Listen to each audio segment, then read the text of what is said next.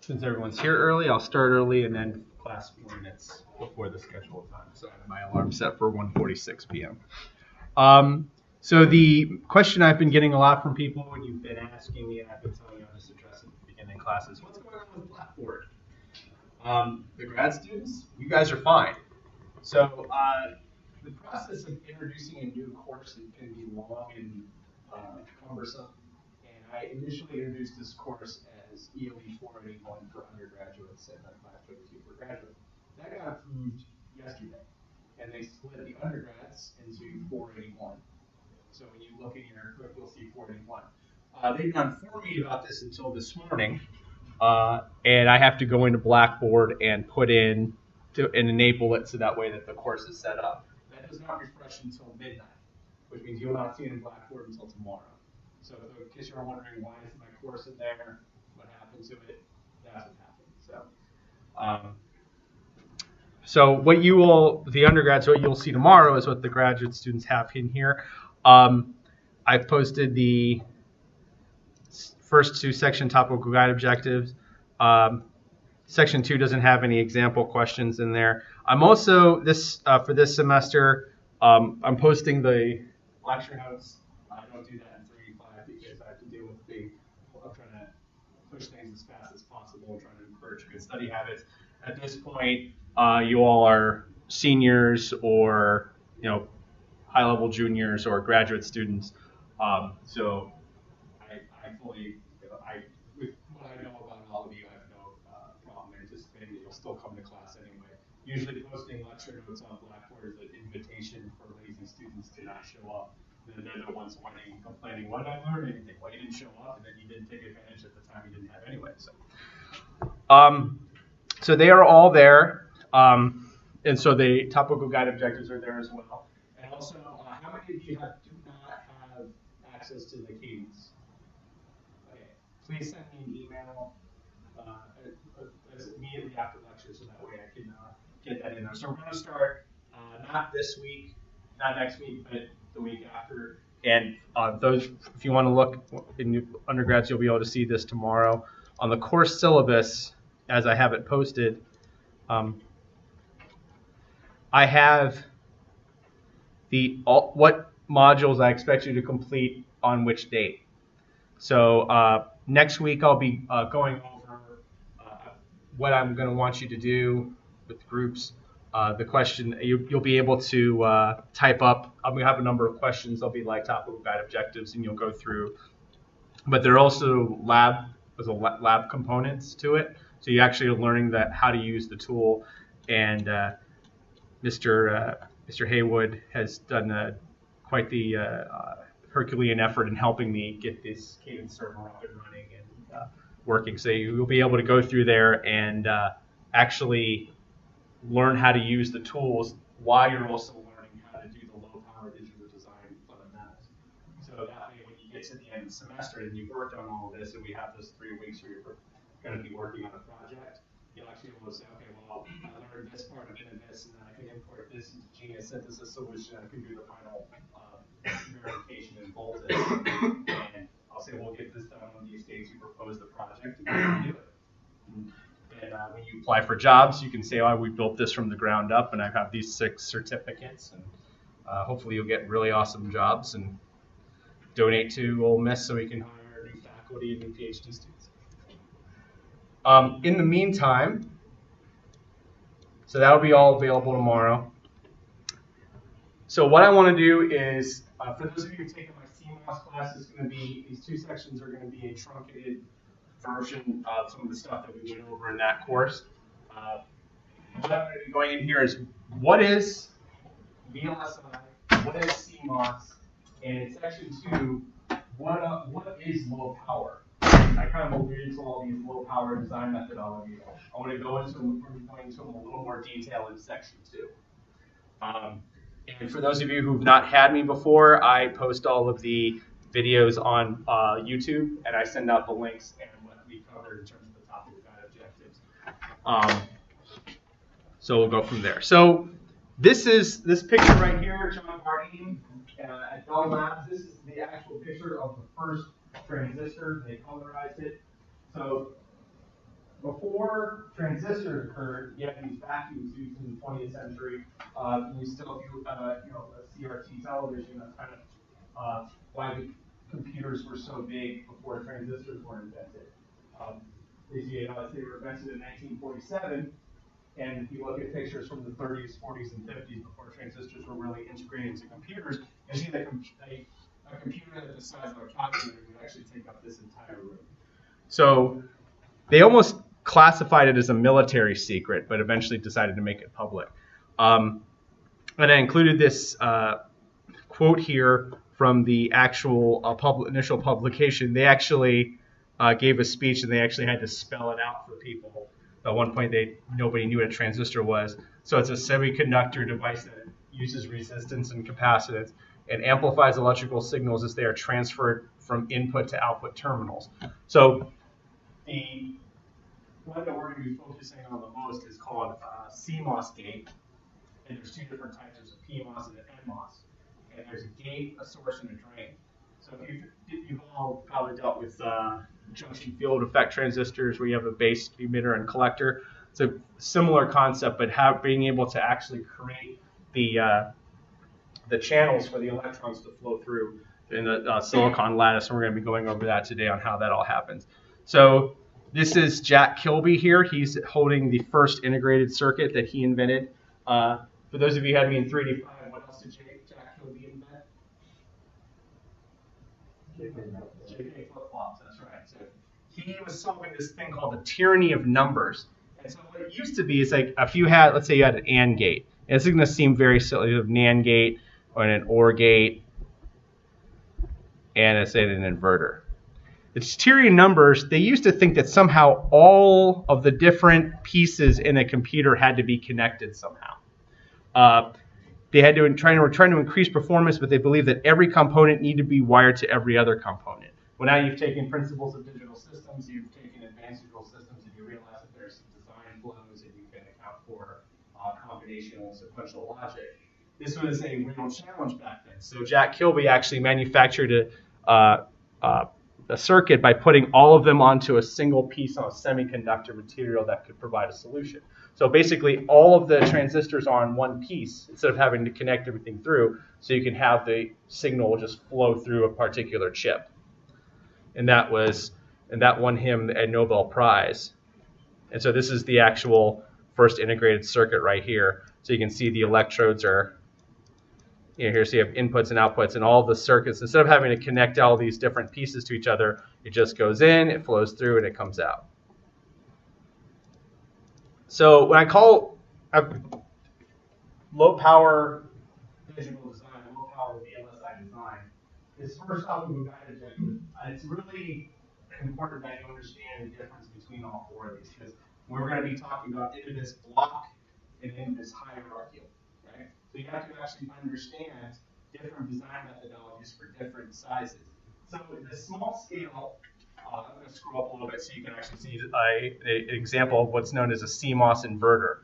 So small scale SSI, logic circuits that use less than or equal to 10. So MSI is 10 to 100, LSI is 100 to 1,000. Anything above 1,000 is VLSI. So you have to build these small blocks that can then use MSI, then LSI, and then VLSI. So each one you have to consider different design methodologies, and they institute their own advantages and disadvantages. So as I will go into a lot more detail in this course, this is what's known as a Cmos inverter. And what happens is, I want a 0 here, I want a 1 on the output, right?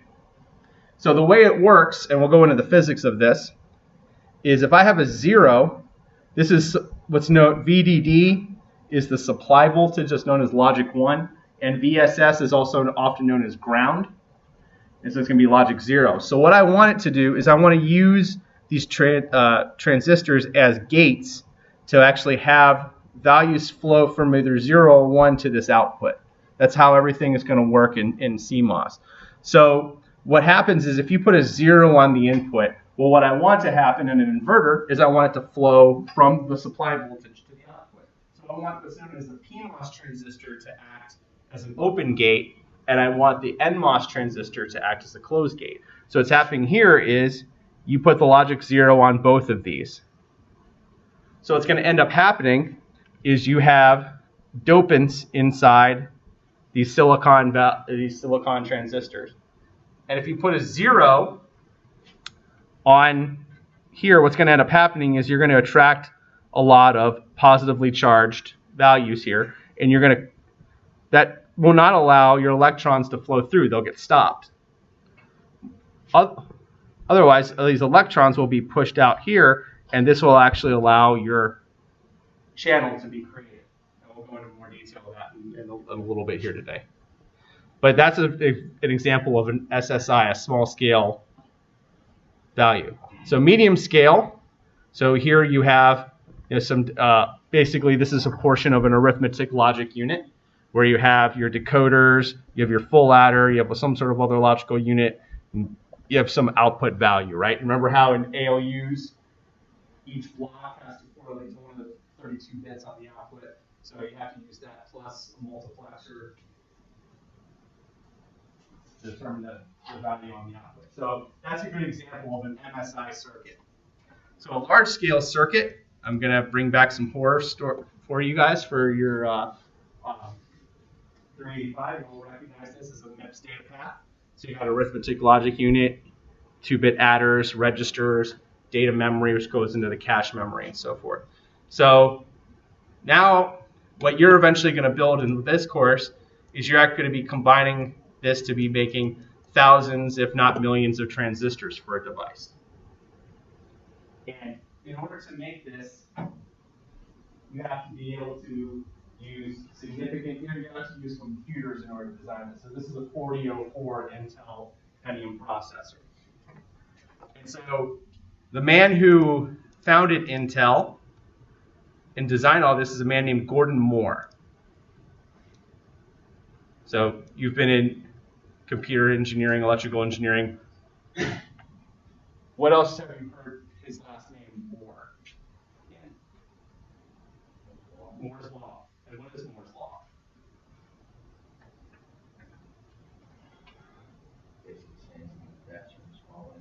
Faster and smaller. That's a pretty good way of putting it. But basically, so Moore's Law isn't exactly a physical law per se. It's more of an observation of how engineers do their work. So he was basically saying that every 18 months, the transistor size in the circuit is going to be cut in half. So, or the number of chips put onto the same size wafer will double. And so what we're seeing here is we have the Intel 4004 here, which is what you just saw up here. And so as time's going along, you can kind of see it fits along really well. So Pentium 2, Pentium 4 processors, then you go core, dual core, quad core, and so on.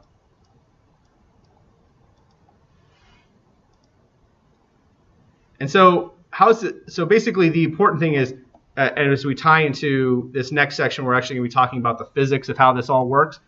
There's only so much space you can put in between quantum particles. So this diagram is for TGO 1.2, you got this silicon lattice, right? And they're each dually bounded to another silicon. They can only get that so small. So you have to do one of two things. Either you have to come up with more creative transistor designs, or, as Mr. Gunter is learning, you come up with other alternative technologies to try to make quantum computing work. But at this stage, what you need to know is that silicon is used as the basic starting material for most integrated circuits. Right? Pure silicon, which is what this lattice is, forms a three-dimensional bond. So you're actually having this, and then it's actually going into, that's a terrible drawing I was just trying to do there. So silicon is actually connecting to other silicon, silicon up here, silicon up here, right? So there's a whole three-dimensional aspect to it. So you're forming this whole crystal lattice structure.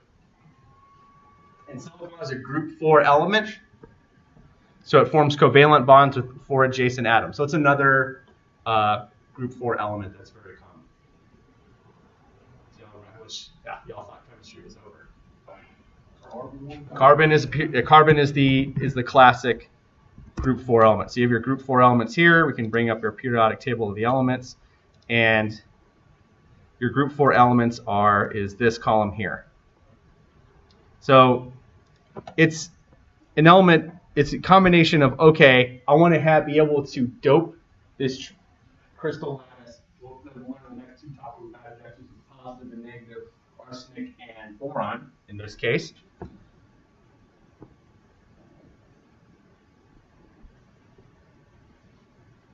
And we want to be able to actually try to create flows of electrons and holes through these crystal structures to be able to represent logic. So silicon ends up working out really well in this regard. So not only will it bond very well, but it'll actually permit it enough as a good semiconductor to actually be able to work properly in ways that germanium and carbon simply do not work. So one of the issues, and we're going to be learning about this, is called noise margins. So this is why carbon and graphene have issues. So you have a logic 0 and a logic 1, and you have what are known as noise margins, and you have to get to the noise margin in order to be able to properly represent it. Carbon's noise margins, to be able to raise an electron to the amount of energy to be able to actually have the flow go through, is really small. It's a lot less than silicon. So silicon has a sufficient noise margin to be able to represent logic 0 and logic 1, while simultaneously being much cheaper than germanium and tin and lead. So you see there's a lot of unsafe elements here. And then UUQ, this only stays alive for 30 seconds, 10 seconds anyway.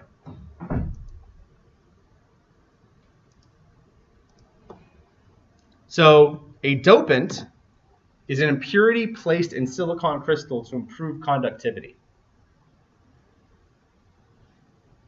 So everything that's flowing through silicon is your base, and dopants are what's actually flowing through the material. And so the carriers are how you're actually getting these values going through the circuit. So you have electrons, which are the negative carriers, and holes, which are your positive carriers.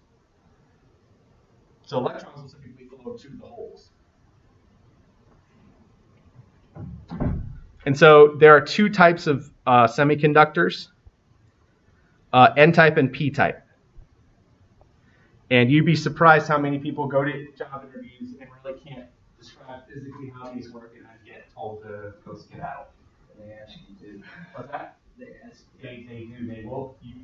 This is something that you need to know in the future. I'm not trying to waste your time. I'm trying to make sure that you all do very well. So what is an N-type semiconductor? So here you have all of your silicon elements there, but you have arsenic, which has its fifth valence electron here. Let me zoom in on this real quick for you. So you have this fifth element here, right? So you got a positive hole. And so thermal vibrations on the lattice will set this electron free, leaving a positively charged AS ion and a free electron. So what ends up happening is you put some thermal vibrations, and then you're going to get an electron that's free in the lattice structure. And then you now have a hole that's being left for it. So your electron leaves, and now you're out of another electron looking for another place to stay. So let me read the formal definition. N-type semiconductors are silicon-based semiconductors with a group 5 element, such as arsenic, where the fifth valence electron is loosely bound. So it's kind of waving out there. Okay. Thermal vibrations of the lattice will set the electron free, leaving a positively charged arsenic ion and a free electron. And so the opposite with the p-types. So p-types are silicon-based semiconductors with a group 3 element, such as boron, which can borrow an electron from a neighboring atom. So it actually has so all of the other silicon elements are, they've got double bonded in this 3D structure, right? So boron has an available space in its electron shell, just kind of waiting for another friend to come along and bond with it. So we can borrow an electron from a neighboring atom. That silicon can borrow another electron, You don't need to rate that other part. I added that from the from President Trump's Department of Redundancy department, apparently. Okay. The whole acts as a positive carrier.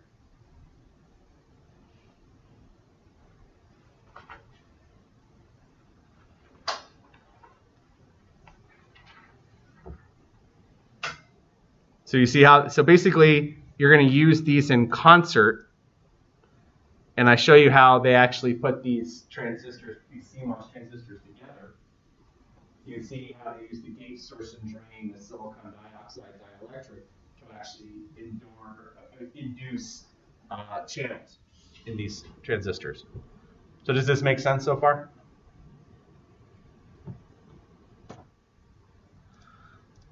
Oh, and I think since a couple of you haven't had me for a class before, I am usually very good about answering questions. So if you feel as though I'm going too fast, put your hand up. Please don't feel intimidated, because if no one's asking me questions, I assume you know it.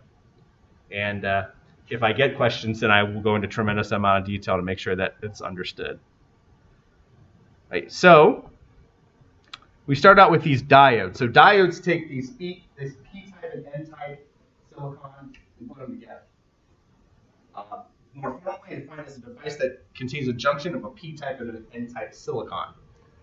So they typically operate in the circuit. So here you can see in this diagram that I've drawn up here, you have a voltage source that ties P, that's positive, to the P-type and the N-type. So what's happening here is when you actually have a forward bias diode, what you're actually doing is you're attracting the electrons to go this way, and the holes are flowing this way.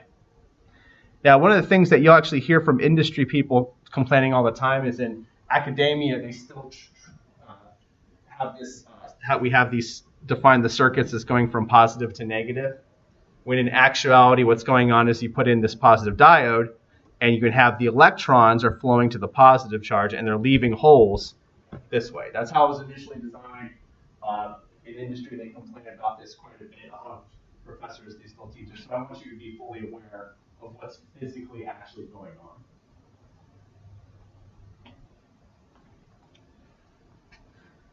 And so the positive portion of the diode that's the cathode,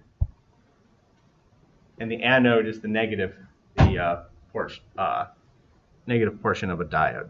So that's when it's forward biased, and when it's reverse biased, well, the electrons aren't going to flow this way. They're already where they want to be, right? They're closer to the hole. They don't have to flow anywhere. It's like when you're in bed, and you don't have to go anywhere. I don't want to go to class. You don't make it really harder to go to class than to go from class to bed, right? So that's why it's tied up like this, and you have the anode tied to the positive. That's why it's going to actually have a current shutoff. So that's how these diodes actually work. So from there, we have diodes, and now they were put together into form what are known as Metal-Oxide-Semiconductor field effect transistors. You'll hear them for the rest of the course referred to as MOSFETs. So that's where CMOS. So C, as we'll learn, stands for complementary. So there's 4 parts of a MOSFET, and so the first one is the gate. So the 4 main parts are gate, source, drain, and bind. So the gate is where, remember what I was showing you, the pull up and pull down networks on that inverter? The gate is where the value is actually coming in. So when you have your CMOS transistor, and so yeah, this would be supply voltage, and this is what's known as PMOS, and this is what's known as NMOS, and then you have your gain and your output. So here, the input is tied to the gate of both transistors. So the gate is a polysilicon conductor layer used for determining transistors. So when I say determining, that's how we're actually determining whether or not there's actually a channel or not. And an insulating layer of SiO2, which as the transistor sizes get smaller and smaller, that's going to become more and more important. We don't want to have something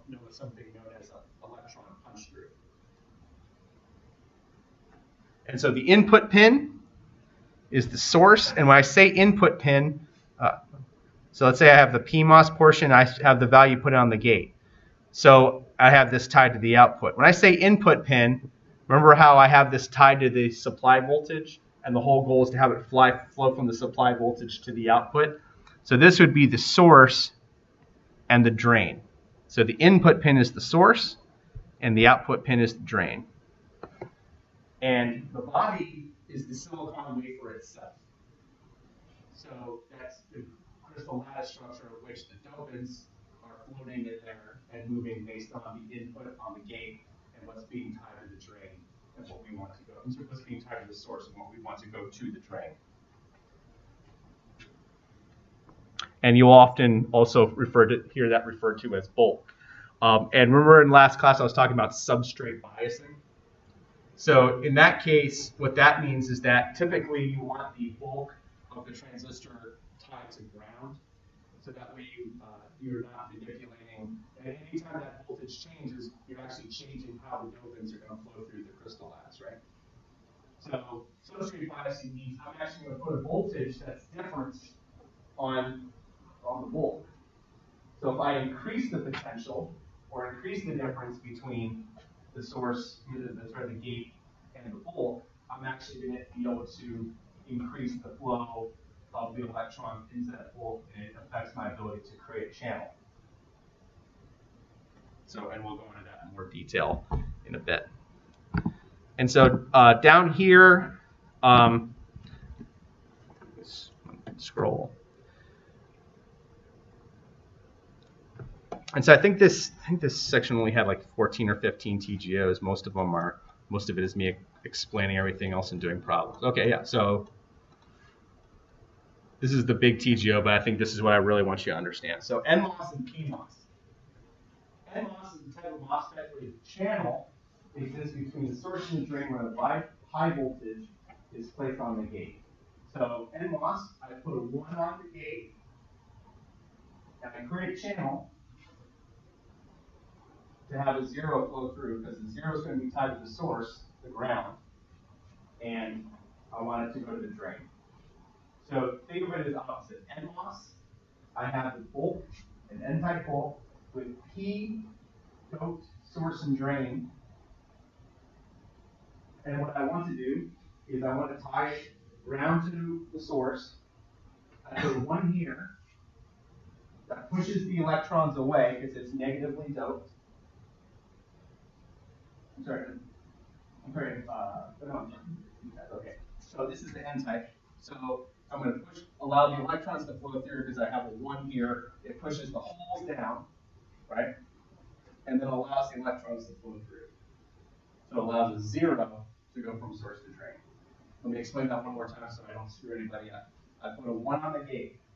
It pushes the holes down because it's positively doped. Once it pushes the holes down, it allows the electrons to flow through here. That silicon dioxide this little thin layer here, the silicon dioxide layer, it's there to ensure that the electrons don't go, oh, hey, there's one. I want to go visit that. Like, no, you don't. You have to go this way.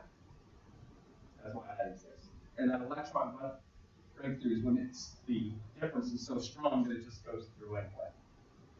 So 101 pushes positively forward, comes through like so. Does that make sense? PMOS. The channel exists between the source and the drain when a low voltage is placed on the gate. So logic 0, what ends up happening is the electrons get pushed down because they're being repelled by the 0. That allows a channel to be created between the source and the drain. And then supply voltage goes through these positively doped gate and drain. It flows through like so and comes out on the output.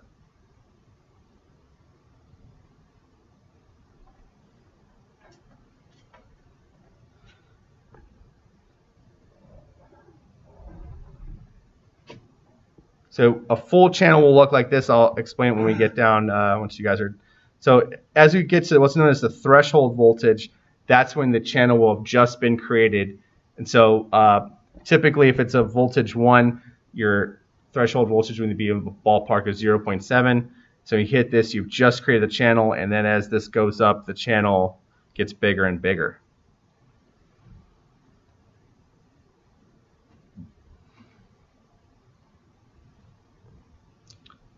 All right. And so you got this. I also want to include these two diagrams. I found the actual patent for Cmos, for these PMOS and NMOS transistors. So this is your actual positively doped bulk, and have the value here on the gate. If you put a 1 here on the gate, you're going to push your positively charged bulk down, and it's going to create a channel between this. So this is the drain, and this is what they define as the source. So the source here, they're tying it to the bulk and the source. And it goes here, a channel is created, it flows through here, and then comes out. So that's your PMOS. So your NMOS, you're going to apply, see how it's actually, oh, that's a 41. So what's going to be happening here is you put a 0 here, 0 is going to be pushed down. I'm sorry, that's what's your NMOS. And this will be your PMOS. So what's going to happen is the electrons are pushed down because it's negatively doped. It creates a channel between these two. The source flows through here, and that's going to be a 1. And it's going to allow the channel to come through here, and it goes onto your output. This is numbers you're just referring to, like In the actual, material. right? No, in the actual patent, like when you refer, you have to refer to everything that's going on here. So here, like 2A, they're talking about the bulk in this dimension. 37, the source this time here, you got 33, 32. Every aspect of it has to be defined. And so those are just what those numbers are. If you like, I can actually send you the link to it, so you can actually go through. But basically, I've defined source and drain. So source and drain, you see how they're both 20. So 20 appendices. So this is actually coming out here from drain, 21, and then this value going into the source is also 21. You see that? That's how the notations on patents typically go. So, and Frank Wanless is the name of the person who invented it. Oh, and that's the actual patent number. So you can actually, and the name of the patent, which interestingly enough is called low standby power complementary field effect circuitry. So low power, even though they kind of got away, they're concerned more about performance. You can Google it real quick, and then you can come in there and view the whole, this is the entire patent. So you see how here, insulated layer 22, 14, 11, 20, the drain contact and the source contact 20 and 21. So that's how those are set up in a patent. And so this is the other main portion of it. So when you understand the underlying physical layer, you can then derive this. So CMOS stands for complementary Metal-Oxide-Semiconductor. That means they work in complement. It means we have a pull up and a pull down network. So NMOS, you're going to pass strong 1 on the gate, meaning that you put a 1 on the value on the gate, and it's going to push all the electrons into the negatively doped bulk, and it's going to allow the flow from the source to the drain, right? But degraded weak or weak 0, you put that a 0 on there. What that means is, let me scroll up to the diagram of the, so let's say you had an N-type, you put a degraded or weak 0 here. What ends up happening is some of these holes become more interested in coming up here, right? That means it cuts off your channel. So likewise, for degraded or weak 1, that means these electrons want to come up here, and that cuts off your channel for the P-type. So NMOS, but degraded or weak 1, NMOS ideal for, so this means that NMOS is ideal for pull-down network, and that means PMOS is ideal for the pull-up network. And by pull down, I'm sorry about that. And by pull down and pull up means that if pull down means that the output will go from the ground to the output, and pull up means the value is going to go from the supply voltage to the output. So that's what pull up as opposed to pull down means. And so once you understand the physical nature of it, that means you can just represent gate, source, and drain.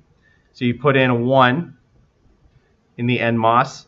That means that you're actually going to have a flow from the source to the drain, right? So likewise, you put a 0 here.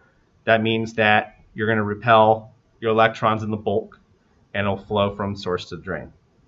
So 0, the PMOS is on, and 1, the NMOS is on. So the reason I'm doing it this way is because as you go from the physical layer up into the logical layers, and eventually as you build up to your blocks, register transfer layer, architecture level, you've got to be representing the different logic in different ways. So in this case here, you actually have the PMOS and NMOS. PMOS, for those of you who are not familiar, I think it's important for me to zoom in here. See how PMOS has this little circle here? That differentiates PMOS from the NMOS in these diagrams.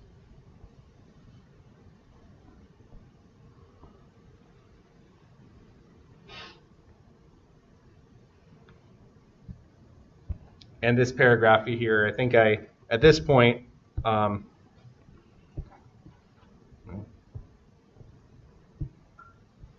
kind of, what's up in the next diagram, I've probably said a few times now, but the whole idea is that you're trying to repel everything in the bulk layer to create the channel. And when you hit what's known as the threshold voltage, that's what you're going to actually hit your initial channel. So here, for N-type operation, when you have 0, all your holes are coming up here and you're not going to have a channel. And so when I say 1 in quotes, when you hit this threshold voltage, you're now hitting a channel because the P-type are going down. Likewise, you have 0, the electrons are being pushed down and it's flowing through this way. And then 1, your electrons are coming up and they're creating out the channel. So that's why the fundamental logic circuit in Cmos is an inverter, because the pull-down network works when you put a logic 0 into PMOS. So pull up, you put the 0 in the input, you get a 1 on the output. Likewise, for the pull-down network, you put a 1 on the input, and you get a 0 on the output.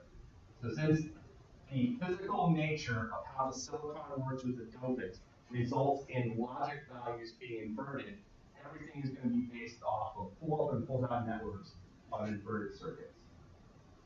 And we get into how, so that as a result, Nand Gates and NOR gates are going to be smaller than AND gates and OR gates.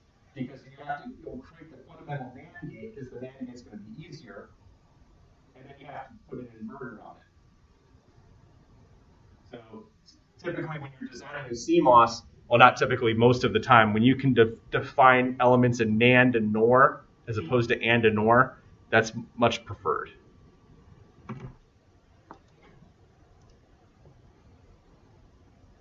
And I've basically just said all of that again. And I've described all of this to you as well. And that's not TGO. That's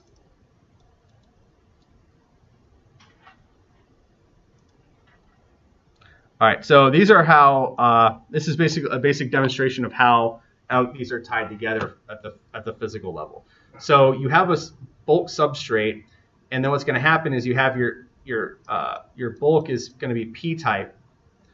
And then these areas here right next to the source and the drain, whenever it comes back, those are known as diffusion regions.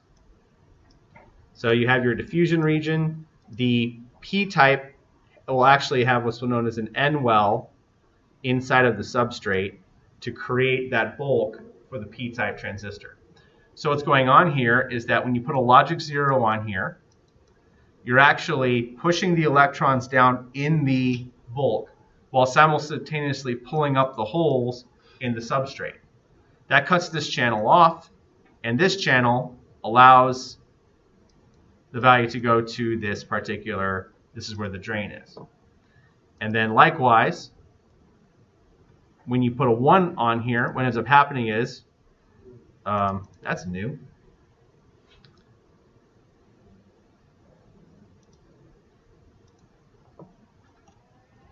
This is why, specifically why I wanted to get away from using there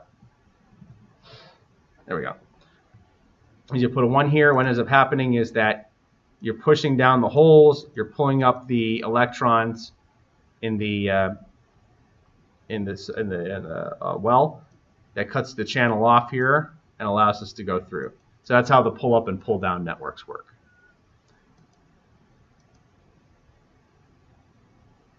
Does this make sense so far? All right, so that's kind of a general overview of the underlying aspects of it. So, for example, 1.1, design a 2-input NAND gate using CMOS pull-up, pull-down network by drawing the transistor layer output. So how do we now take what we know about pull-up and pull-down networks and actually create a larger circuit here? So I actually have the logic output, and so pull up, I want to pull up when both inputs are 1 and 1. Otherwise, if I have a 0 on the input, I want to pull down when it's 1, 1. Otherwise, if it's a 0 at all, I want to have a 1 on the output.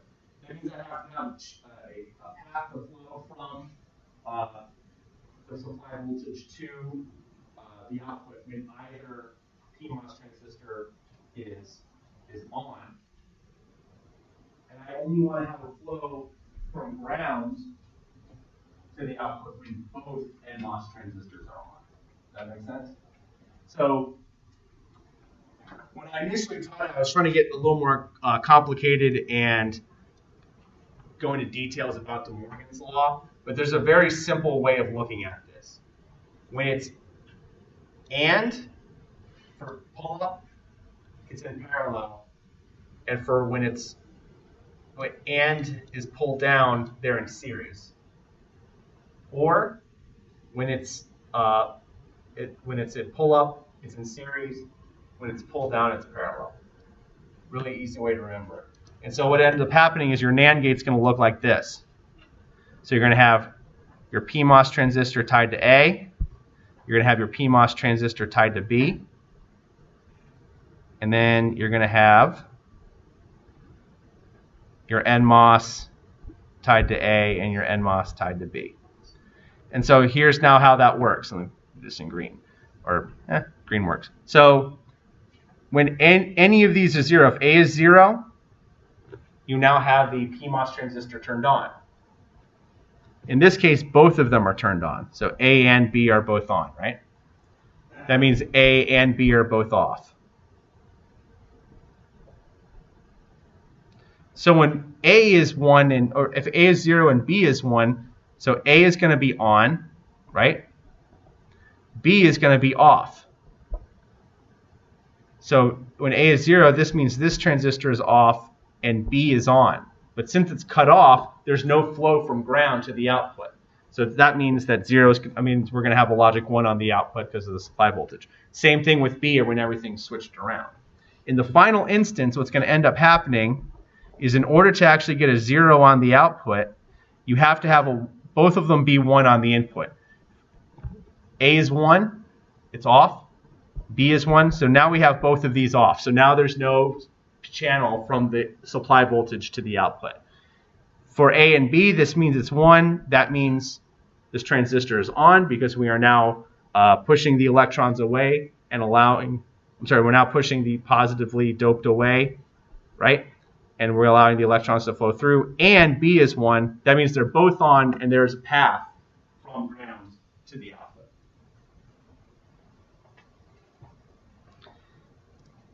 And so that's a simpler way of doing the problem than the way I originally had it. And as you can see, that's the right answer. 1.2 is the same thing, do an AND gate. So in this case, see how these don't really correlate to, well, actually, let me go back up here and show the correlation. So you see how when you have both 1 and 1 on the input, it's the inversion that's on the output. And in this case, I can correlate some sort of inversion. In this case, I can't have 0, 0, 0 on the output. 1, 1, I have 1 on the output. So what you really want to do is just, since it's an AND gate, you want to take the inversion of the logic, create an AND gate, and then put an inverter on it. So you just do the same steps I did before, and then you just put an inverter here on the output. That makes everything easier.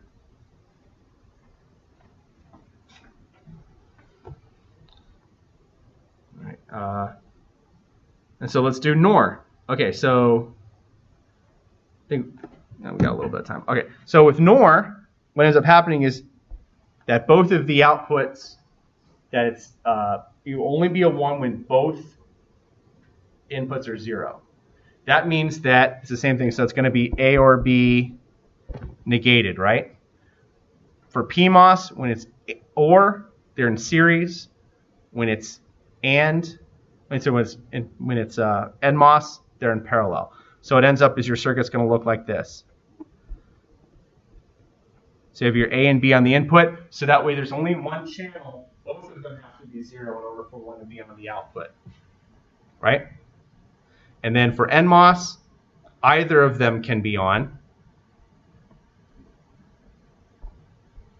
So if you have a 1 on this one and a 0 on this one, well, that one's on, that one's off, that one's off, and that one's on, right? So there's no flow, and so that's how you get your 0 on the output. Does that make sense? And so for example 1.4, and this is a good place to cut off for D or A and the quantity B or C. So this is, instead of using all the De Morgan's law stuff that I wanted to do that was complicated before,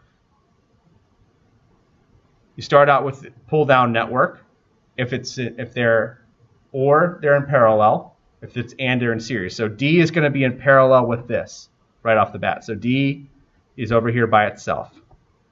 And so A is going to be in series with B or C because it's AND. So that's D. So it's going to be A here. And then B or C are going to be in parallel because they're ORed. Does that make sense? So we can actually use the opposite. D, when it's ORed, they're in series, and is in parallel, will pull up. So I'm going to switch this here. So we can just make this D for PMOS, right?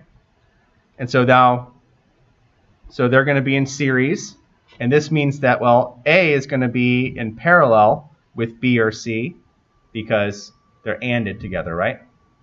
So here's A. And then over here, the B or C are going to be in series.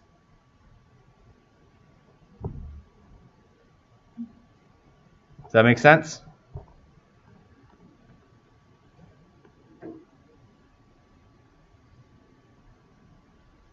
So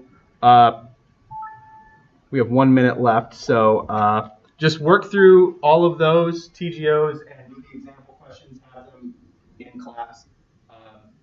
And work, in particular, make sure that when you work through examples 1.1 through 1.4, that you're understanding why pull-up and pull-down networks are the way they are.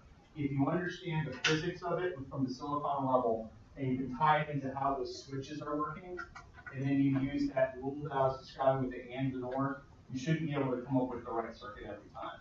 But if you're not coming up with the right circuit, there's something going on with either the understanding of how the AND and ORs work, but more importantly, it's something we can address at the physical level. Because when I was taking it, I found that once I hit the physical level and thought back to that, I was able to solve the problem. Yes, George? For the pull-up method, does it matter whether or not the D or the A is at the top? No, it does not. All right. If nobody else has any other questions, you are dismissed.